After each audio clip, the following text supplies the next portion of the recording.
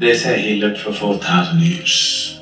They say this tree was planted by Agastya 6,000 years ago.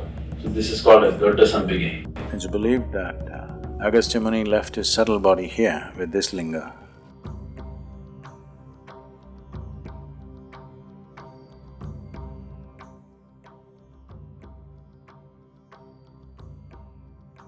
The first transmission of yoga happened on the banks of Kanti Sarovar, about 6 to 7 kilometers beyond Kedarnath.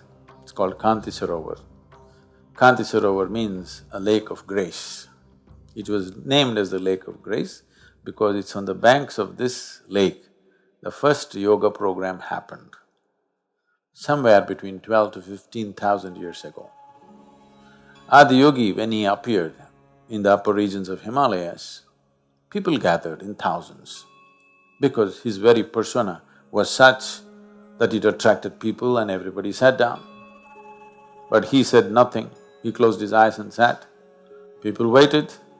So he simply sat there for months on end, unmoving. They realized that if someone has to sit like this, he must be beyond his physical nature, otherwise he cannot sit like this. Only 7 people identified this and they stayed back. These 7 people today are referred to as the Saptarishis or the 7 celestial sages in India. He gave them a few preparatory steps and said, you prepare, let's see. One day when his attention fell upon them and he noticed they have become like shining receptacles. For one who knows, when he sees such a shining receptacle, he can't keep quiet. He saw these people are really ready and then he sat down on the banks of Kanti Sarovar and started expounding the science of yoga.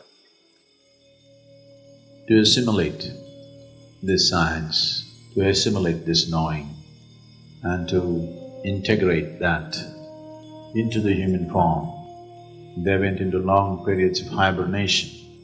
The most prominent of them, one who is very, very significant for us, the one who chose to travel south, Agastya, or one who is known as Agastya Muni, went into his sadhana in a subterranean space. The legends say that he stayed there in the subterranean space in a mode of hibernation for thousands of years. And then when he came out of it, having completely integrated the knowledge as a part of himself and his system, not as a intellectual property, but as a reverberating process of his own human system, he decided to fulfill his mission of going south. And of all the 7, he became the most prominent because of the vigor with which he spread this across the southern part of the subcontinent. He set up probably over, from what I have heard of, over 700 ashrams in the country. Many small places, that's not counted, proper ashrams where sadhana went on and he established some kind of a guru in the place and so that sadhana could go on. Over 700 ashrams he established around the country to make spirituality a part of everyday life. The depth of understanding and how he went about his work, with the energy and the wisdom with which he handled everything is quite superhuman in many ways. In many ways,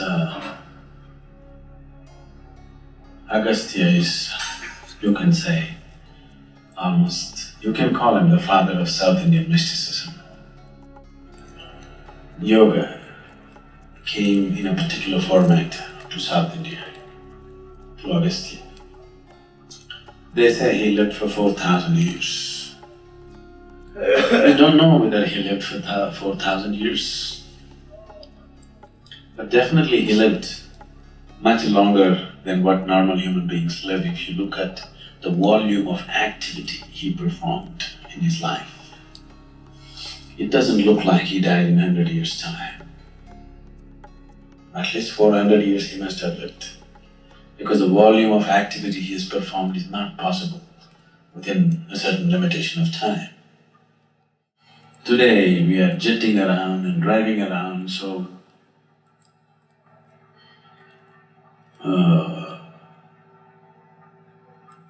we are able to do so many more things in a short span of time. But the kind of travel Agastya did on foot, it's impossible for a man to have that much activity in a normal span of human life. Definitely he lived very long, maybe 400 years and maybe 4,000, or people just added 1 zero because actual zero. But he did incredible things. He was the one who sort of tamed the anger of Kartikeya. Kartikeya was Shiva's son, so he got very angry and he wanted to go away from his father. So he went down south in great anger and he became a warrior. In many ways an unmatched warrior, and he went about conquering. Conquering, he didn't conquer to rule. Whatever he thought was unjust, he went about slaughtering.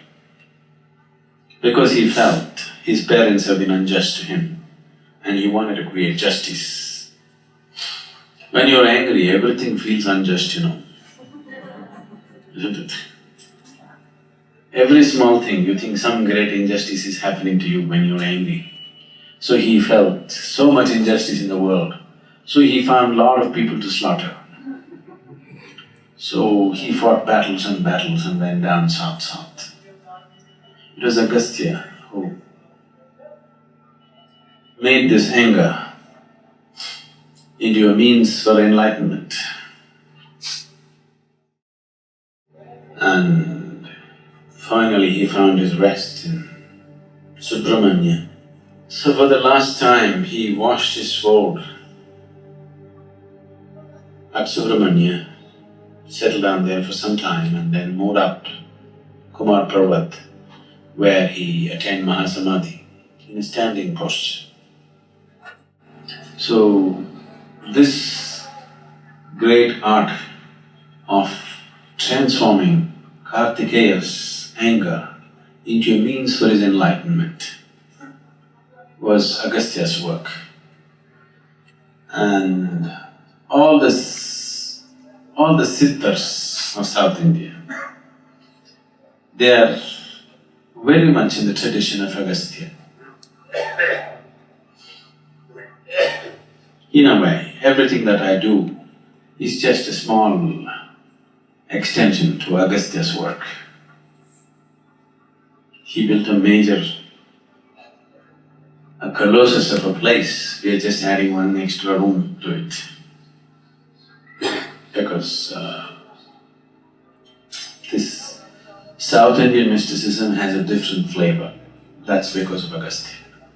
So he took up the maximum territory compared to the other six and went about transforming this in many different ways. He ensured that some element of spirituality is in everybody's life. It may be going away, but still, if you just look at the last generation, even today it's very much there. Even a simple peasant in South India or anywhere beyond Uttar Pradesh, anywhere down south beyond that, you will see even a simple peasant has some element of spirituality in him. This was Agastya's work.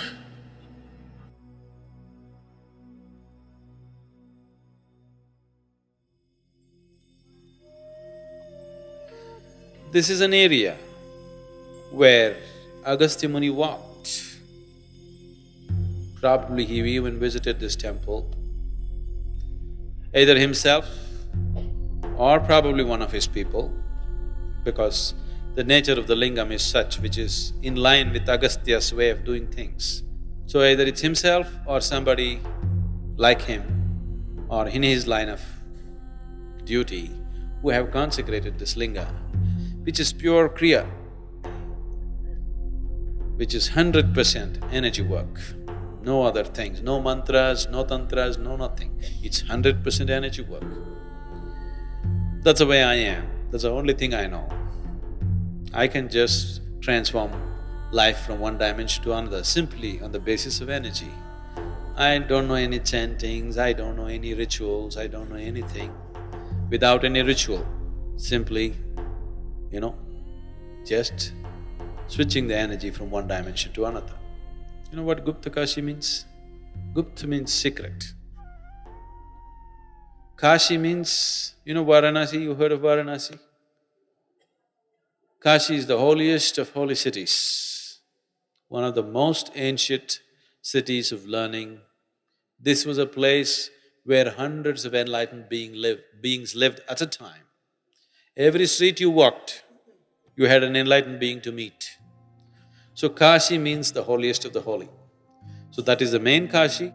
Just after Kedar is Guptakashi, the secret Kashi. Nobody is supposed to know about it.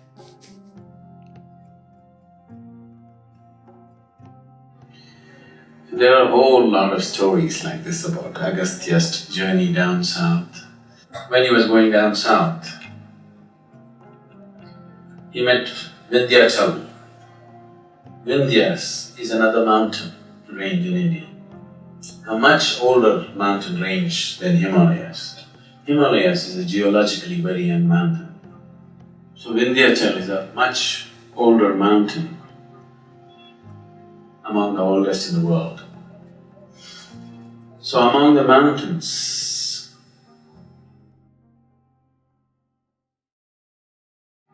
Himalaya was elected as the king of the mountains. So when Agastya was going down south, Vindhyachal was angry and he stopped Agastya and said, how can you do this? How can you make Himalaya the king? He's just a child compared to me. How could you make him the king? Now, Agastya knew when a mountain gets angry, it can be bad. When a man gets angry, it can be pretty bad. When a mountain gets angry, we don't know what he will do. Now, when Agastya sat down, because Vindhyachal was very devout, he bowed down to Agastya. So Agastya said, just stay there. Stay there, I'll go down south and come back. Then we'll look at your issue. So Vindhyachal remained bowed down, waiting for Agastya to come back.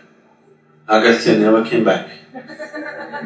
Next time when he came north, he went the other way, through Jagannath Puri, just to avoid Vindhyachal, so that he remains subdued, that he doesn't erupt as a volcano or something. So Vindhyachal remained he is small because he's bowed down. Himalaya is tall because he's standing up and still growing. Anywhere in the Deccan Plateau if you travel, almost everywhere, you will see in some village somebody will say, this is a cave where Agastya meditated, this is a place where Agastya did this. Of all the places in BR Hills, it's called Biligiri Rangana Betta in Karnataka, in Chamarajanagar district.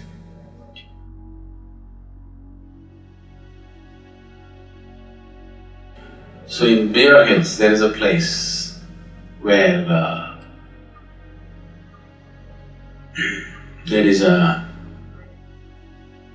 what's the sampangi tree? What's it called in English? Sampangi? Champa, is it? Okay, it's a very fragrant flower. This tree, they say, was planted by Agastya Muni. It's definitely incredibly old, this tree is. It's become all knotted up and it looks much older than any tree of its kind. They said this tree was planted by Agastya 6,000 years ago. So this is called as Dodda Sampige, because Dodda Sampige means big Sampige. It's so large. And Agastya planted this tree and he stayed there for some time.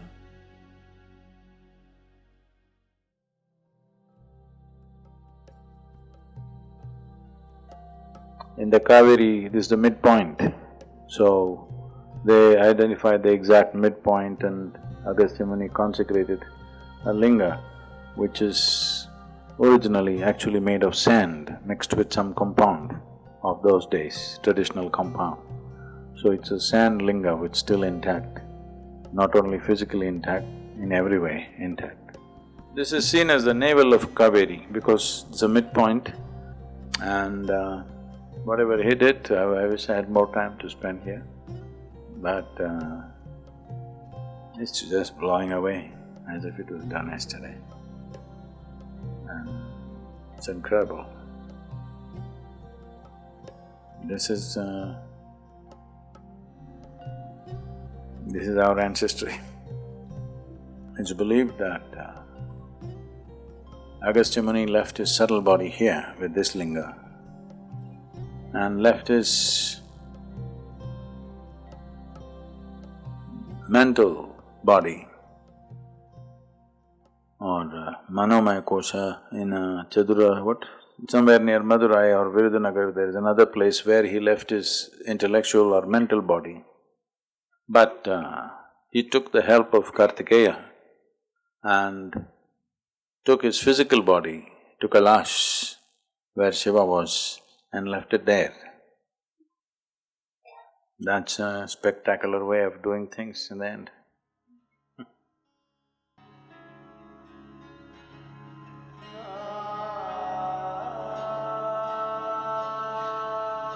Kailash is like a tremendous spiritual library for me.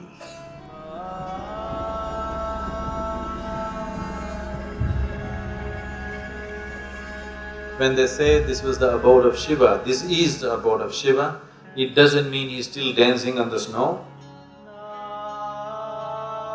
It means that everything that he was is invested in that place. Not just him, everybody else who came. For me, the most significant thing was Agastya Muni, we know, invested his energies in Kailash. So, Agastya invested everything that he was in the southern face of Kailash. That's incredible. This incredible means in terms of natural beauty, there are no words for it. But in terms of its power and energy, it's absolutely incredible.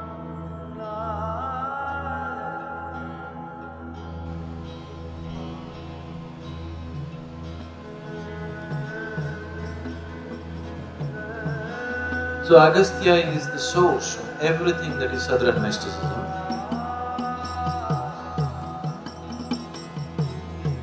He is the very source of everything that I am. You can say, I'm just a fingernail of his, scratching your life right now.